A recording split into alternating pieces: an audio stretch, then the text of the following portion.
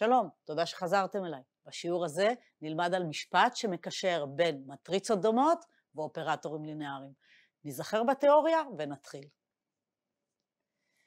אז מצד אחד, תיאוריה שקשורה למטריצות. יש לי A, מטריצה ריבועית מסדר n על n עם איברים בשדה F, מטריצה B דומה ל-A אם קיימת P הפיכה, כך ש-B שווה ל-P מינוס 1 AP, דמיון הוא יחס שקילות, מטריצה A היא לחסינה אם היא דומה למטריצה אלכסונית, כלומר P מינוס 1 AP שווה למטריצה אלכסונית. עכשיו נזכר בתיאוריה שקשורה למרחב וקטורי. V מרחב וקטורי מעל השדה F, שימו לב, כאן F וגם כאן F. T מביא ל-V, אופרטור לינארי, ויש לנו B ו-S, בסיסים של V. עכשיו, מטריצת המעבר P מ-B ל-S היא הפיכה, ותמיד ההופכית שלה היא מטריצת המעבר בכיוון ההפוך. בהינתן בסיס B ומטריצה הפיכה A, אפשר למצוא בסיס S, כך ש-A היא מטריצת המעבר מ-B ל-S. כל מטריצה הפיכה היא מטריצת מעבר. תנו לי את אחד הבסיסים, אנחנו נמצא את הבסיס השני. אם P היא מטריצת מעבר מ-B ל-S, אז מה הקשר בין שתי מטריצות מייצגות? T לפי S שווה ל-P מינוס 1, TBP, כאשר P היא מטריצת המעבר מ-B ל-S. וזכרו, במטריצת מעבר מ-B ל-S, עמודות המטריצה P הן וקטורי הקורדינטות של S לפי B. כשבונים את P אנחנו כותבים את S באמצעות B, ולכן בעמודות יש לנו את הקורדינטות של S לפי B. זכרו, כי כל הדברים האלה ביחד יעזרו לנו להוכיח משפט שמקשר מטריצות דומות ומטריצות מייצגות. ובואו נראה מה אומר המשפט.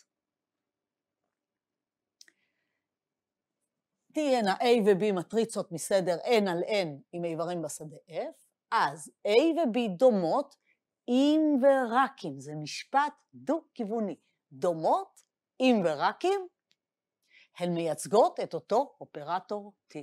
מה זה אומר הן מייצגות את אותו אופרטור T? בואו נבין.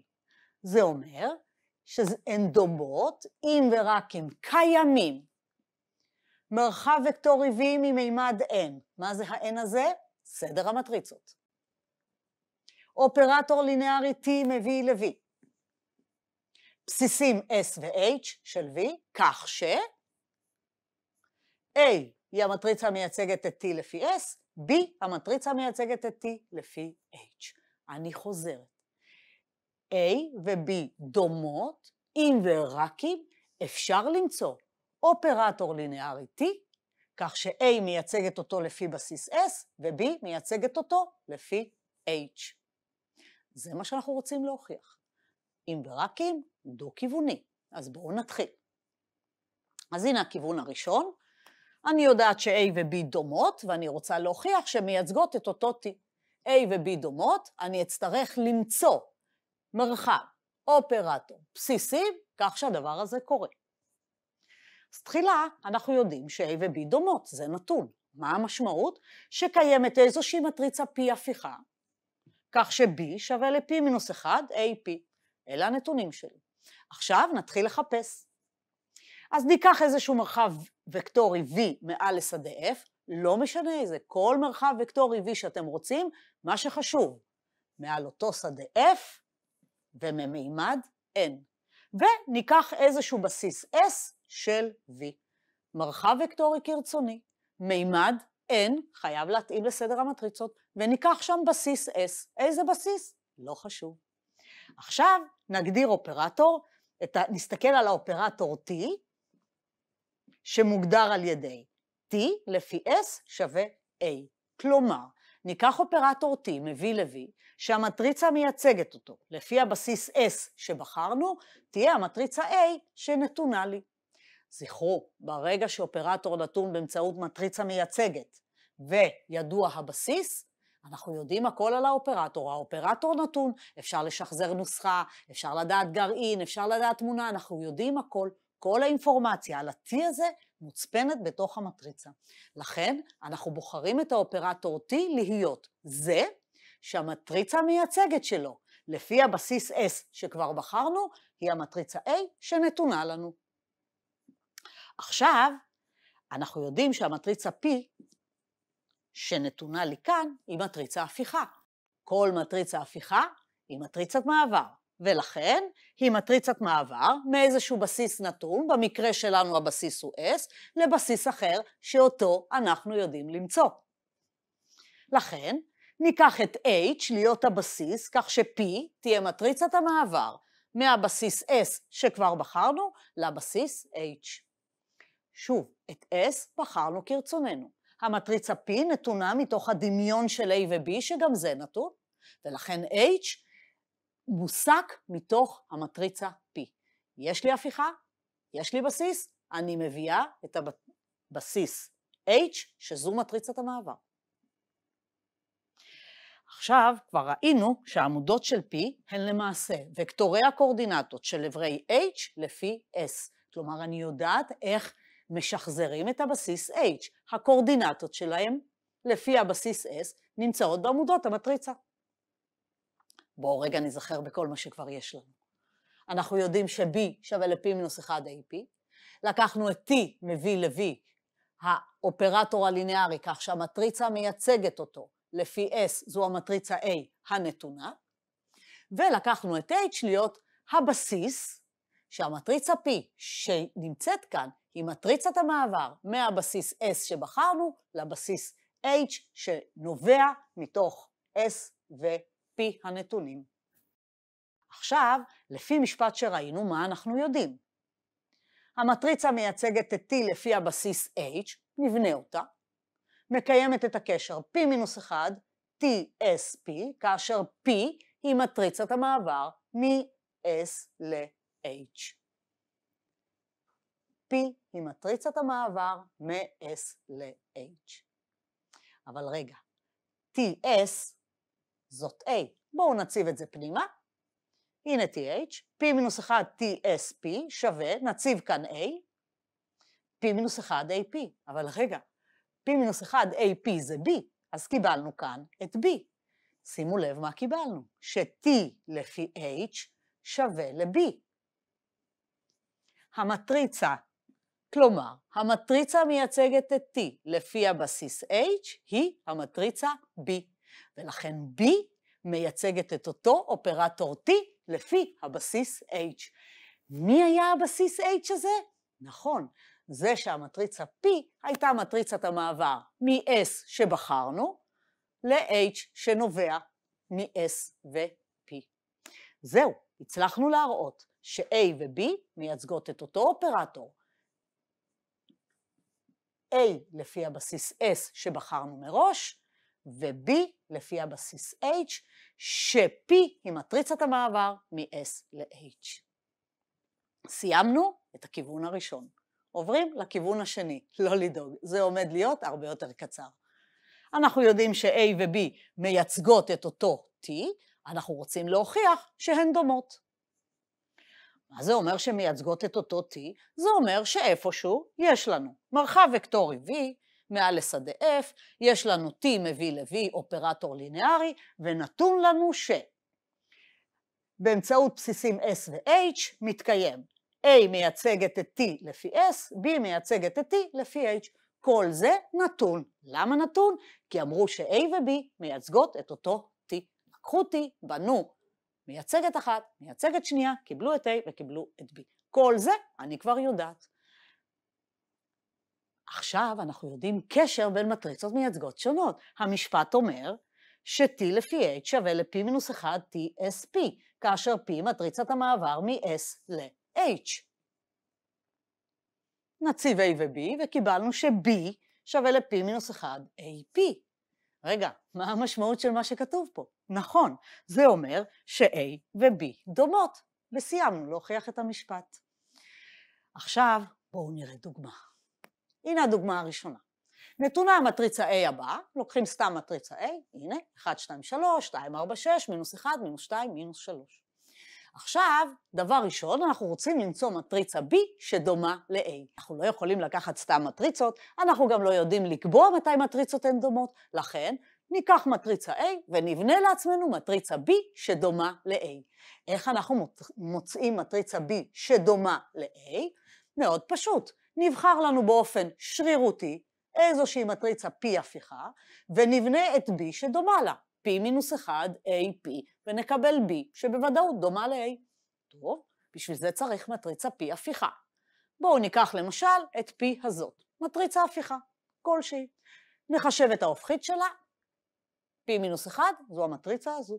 יש לי P, יש לי P מינוס 1, יש לי A, עכשיו אני יכולה למצוא B שבוודאות דומה ל-A. פשוט נכפול את שלושת המטריצות בסדר הנכון. אז B תהיה P מינוס 1 AP, נרשום את המטריצות שיש לנו, הנה P מינוס 1, הנה A והנה P. צריך לכפול 3 מטריצות, נכפול קודם את שתי הימניות, אני אראה לכם את תוצאת הכפל, P מינוס 1 נשארה כפי שהיא, ובואו נראה מה יוצא כאן. המטריצה הזו כפול המטריצה הימנית יותר. 1, 0, 0, A כפול 1, 0, 0, פירושו עמודה ראשונה, 1, 2, מינוס 1, הנה. A כפול 1, 1, 0, פירושו עמודה ראשונה ועוד עמודה שנייה. 3, 6, מינוס 3. 3, 6, מינוס 3. ואחרון, A כפול 1, 1, 1, פירושו עמודה ראשונה ועוד עמודה שנייה ועוד עמודה שלישית. במילים אחרות, לסכום את עברי השורה. 6, יש לי פה 6 ועוד 6 יוצא 12, וזה יוצא מינוס 6, ואכן 6, 12, מינוס 6. זהו, עכשיו נותר לנו לכפול את הזוג הזה. פה אני כבר לא אפרט את החשבון, אני פשוט רושמת לכם מה יצא. זהו, זאת המטריצה B שיצאה שדומה למטריצה A הנתונה. מצאנו B שבוודאות דומה לה. למה היא בוודאות דומה לה? כי חישבנו לפי הגדרת הדמיון.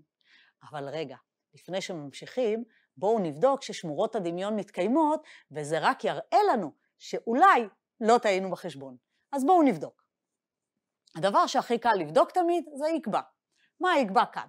1 ועוד 4, 5, 5 פחות 3, 2. בואו נראה פה. מינוס 1 ועוד 9, 8, 8 פחות 6, 2. קיבלנו את אותה יקבע. בואו נבדוק דרגה. שורה ראשונה 1, 2, 3, שורה שנייה 2, 4, 6 כפולה ב-2 של השורה הראשונה. מינוס 1, מינוס 2, מינוס 3 כפולה במינוס 1 של השורה הראשונה, לכן המטריצה A היא מדרגה 1. אם כך, גם המטריצה B צריכה לצאת מדרגה 1. בואו נבדוק. מינוס 1, מינוס 3, מינוס 6, זו השורה הראשונה. מהי השורה השנייה? מינוס 3 פעמים השורה הראשונה. ומהי השורה השלישית? אותו דבר כמו הראשונה. לכן גם כאן כל השורות הן כפולה של השורה הראשונה. לכן גם B באמת יצאה מדרגה 1. ומה עם הדטרמיננטה? טוב, זה ברור. שתי המטריצות 3 על 3 מדרגה 1 לא הפיכות, דטרמיננטה 0, פה בוודאות יצא לנו שוויון.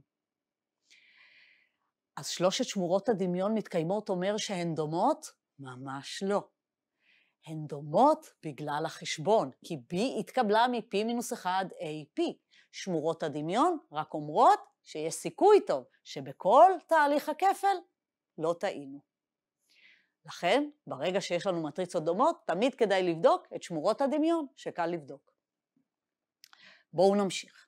אם כך, יש לנו שתי מטריצות A ו-B, כש-P היא המטריצה שמקשרת בין A ל-B, והנה המספרים, הנה A, הנה B והנה P. מה אנחנו רוצים לעשות עכשיו? זוכרים מה המשפט אומר?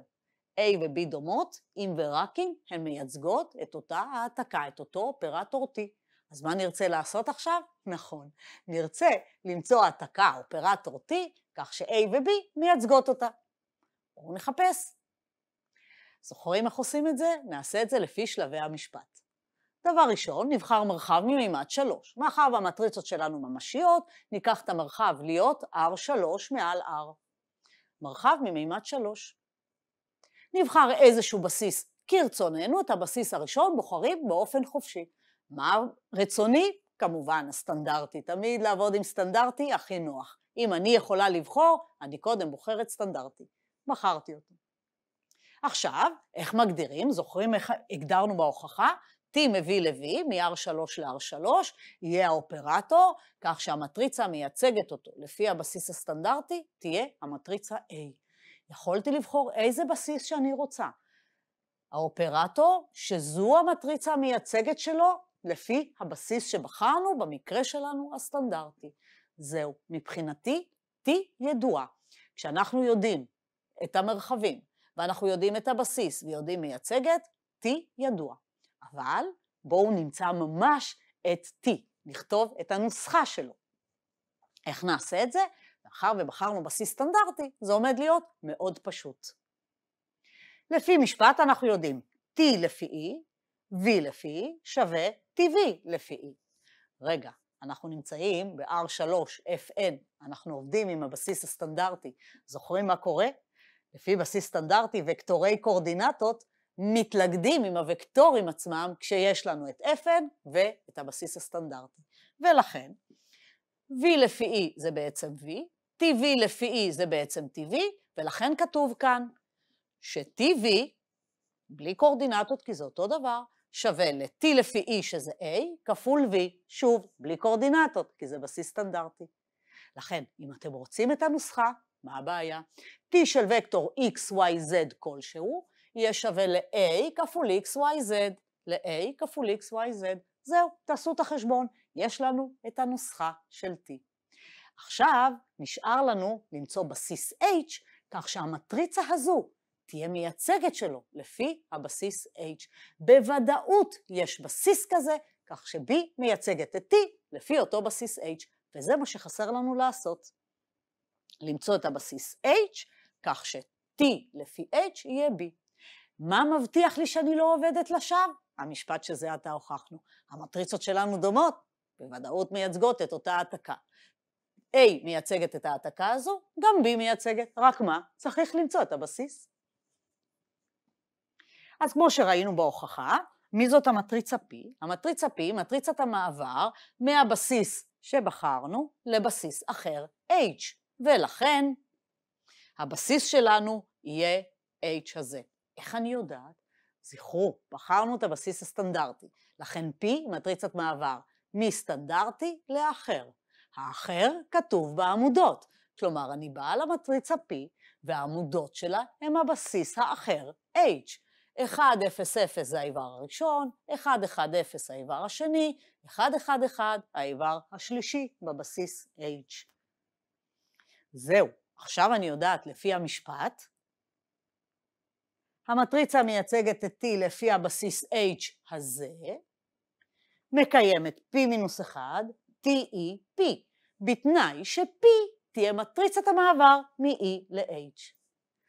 רגע, אבל ככה בחרנו את E ו-H, שזו מטריצת המעבר, ש-P היא מטריצת המעבר מ-E ל-H. לכן, T לפי E זה בעצם A, נציב כאן A ונקבל P-1 AP.